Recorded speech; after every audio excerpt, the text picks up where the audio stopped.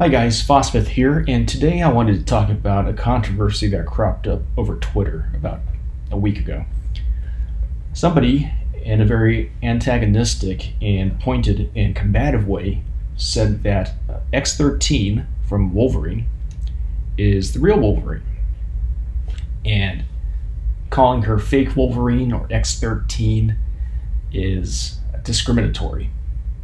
Yes, this person really said this.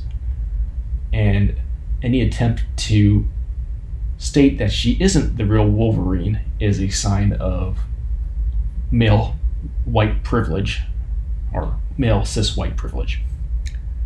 Yes, these are real things that were said. And one of the people that pushed back against this is Just Some Guy. And Just Some Guy stated that no, she's not the real Wolverine, she's a fake. Which is pretty combative in and of itself. And I was thinking to myself as I was reading this, boy, these guys are stupid. Not Just Some Guy, the person that made the tweet. And the second thing I was thinking was, is there anything that happened in the manga or anime industry that's analogous to this? And I thought about it, and yes, there is one example that I could think of off the top of my head. And that is the reboot of Saint Seiya, Saintia Sho. For those of you who may not know, Saint Seiya was a very, very popular manga from Shonen Jump in the 1980s. And it's a very successful anime series after that, lasted 30 years. And Saintia Sho is a female version of that, feminized version of that, drawn by Chimaki Quori. And the original author of Saint Seiya, Masami Kurumada, it acts as a story advisor. It's not serialized in Shonen Jump, it's serialized in Champion Red from Akita Publishing.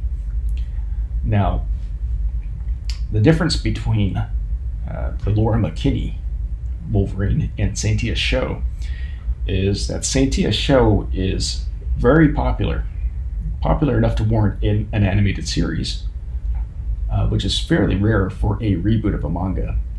And also, it's liked and loved by the original readers of Saint Seiya, men in their 40s. So what's the difference? Why is there this divide? A lot of people say, manga isn't SJW like American comics are. They don't play around with identity politics or politics in general. And that's the reason why it's better, and that's the reason why the fan loyalty is so much better in the long run. To a certain extent, yeah. But I think it's more basic than that. It's even a step before politics, essentially. You have the main characters show up, the main characters from Saint Seiya show up in Saintia Sho. And the big thing about that is they're their own fully developed characters even within this reboot, even if they're not the main characters this time around. And the narrative is such that they're not shit on in order to prop up the new main characters.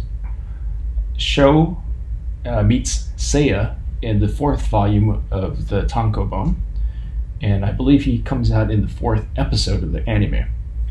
And he acts as not quite a mentor, but like an inspirational figure to Sho. And she was dealing with some issues in that part of the story, and she sees how Seiya, by example, overcomes his obstacles, and it helps her overcome what the problems she was facing then. So you have a very profound respect for the original characters within the narrative itself. They're not shown to be ineffectual or stupid or anything like that, which is good, because my understanding from Marvel Comics, from what I've seen, is that usually is the case. If you have a character like Hawkeye being replaced by a woman, you have to show that the woman's better. Same with Spider-Man or Thor.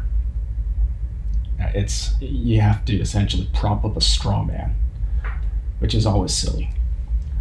I believe the second part of the reason why something like Saintia Sho has endeared itself to the fans of the original manga, Saint Seiya, is because when you have a work based off of a different work, lots of readers come into the new work with an already existing emotional connection to the old story and the old characters.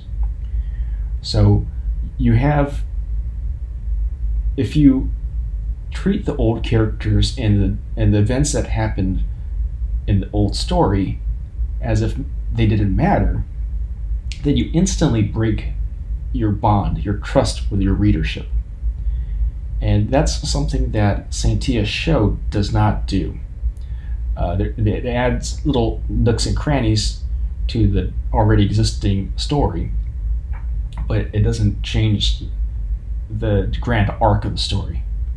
But it does it in a very intricate way. So it's been able to gather new readers and keep the old readers alike.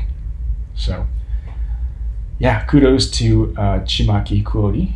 Full disclosure, I have actually interacted with her several times, and she's always been nice to me, so I may be a little bit biased in my praise of Saintia Sho. But check it out. It's sold 30 million copies. All the reviews are really high on Japanese Amazon. And I believe it's translated in English, so it's a shoujo manga that I fully recommend. Alright guys, this has been Fosmith. Thanks for listening. If you like videos like this, please hit like and subscribe. It really helps out. If you have any comments or you have any questions, please comment below. Alright guys, thanks a lot. Peace.